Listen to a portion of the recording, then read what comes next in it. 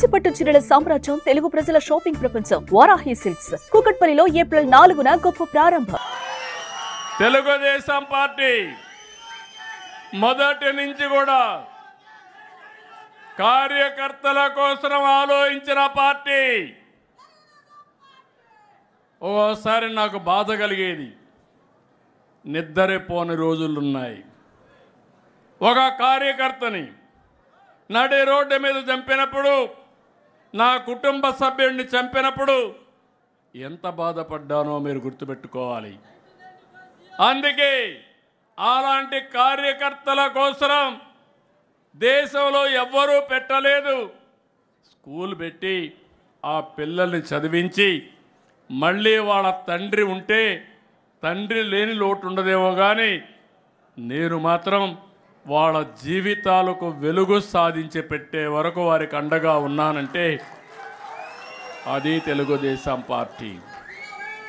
ఈరోజు మీరు ఇక్కడికి వస్తున్నారు, వేరే రాజకీయ పార్టీలను చూస్తున్నారు.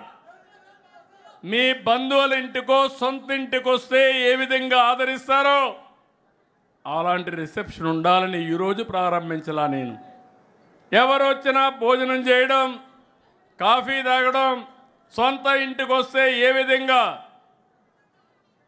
ఆదరణ చూపిస్తారో అలాంటి ఆదరణకు చూపించిన పార్టీ తెలుగుదేశం పార్టీ అని చెప్పి కూడా నేను మీకు తెలియజేస్తున్నా. అదే సమయంలో ఒక విషయం మీ అందరికీ గుర్తు చేస్తున్నాను. ఎన్నో ఆటుపోట్లు వచ్చాయి, ఎన్నో సవాళ్ళు వచ్చాయి, ఎంతోమంది మిమ్మల్ని ఎన్నో విధాల బాధ పెట్టారు.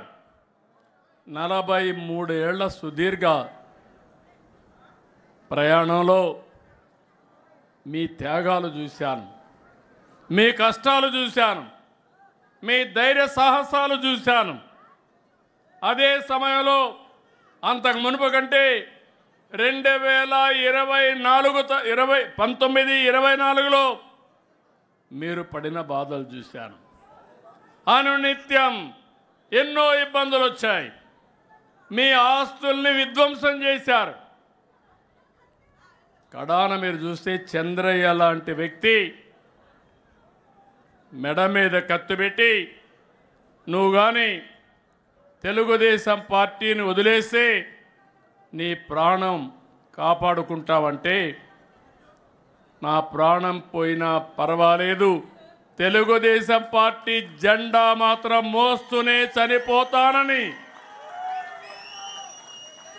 జై తెలుగుదేశం, జై చంద్రబాబు అని తుది శ్వాస వదిలిపెట్టాడంటే నా జీవితంలో ఏ విధంగా మర్చిపోతాను మీ త్యాగాలని చెప్పి నేను మీకు తెలియజేస్తున్నా. అలాంటి త్యాగాలు చేసిన వ్యక్తులు ఈ పార్టీలో ఉండడం గర్వకారణం. మీరు నరేగాలో పనులు చేస్తే డబ్బులు ఇవ్వకుండా కావాలని వేధించి మిమ్మల్ని ఆర్థికంగా దెబ్బతీసే ప్రయత్నాలు చేశారు. ఓసారి బాధ కలుగుతుంది. ఎప్పుడు రానటువంటి సంస్కృతులు ఇవన్నీ.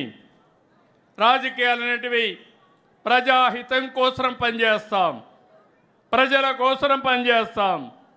కానీ వీళ్ళు చేసిన పని మీరు చూస్తే కొత్త కొత్త సంస్కృతులు వచ్చాయి. మనిషిని కొడితే లేకుంటే వాళ్ళని వేధిస్తే మళ్ళా రికవర్ అవుతారని కొత్తగా ఒక సంస్కృతి.